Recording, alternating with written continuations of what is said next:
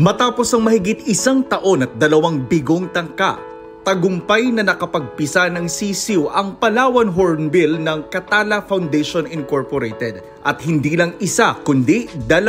Over 3 months nagstay yung mothers. Unique yung ng breeding ng Palawan Hornbill, yung babae pumapasok tapos nag-seal siya ng kanyang nest box, no? Tapos isang maliit lang na slit ang iniiwan nila na enough for the male hornbill to bring them food. So very dependent talaga sila sa pagbigay ng pagkain ng lalaki doon sa loob ng nest box.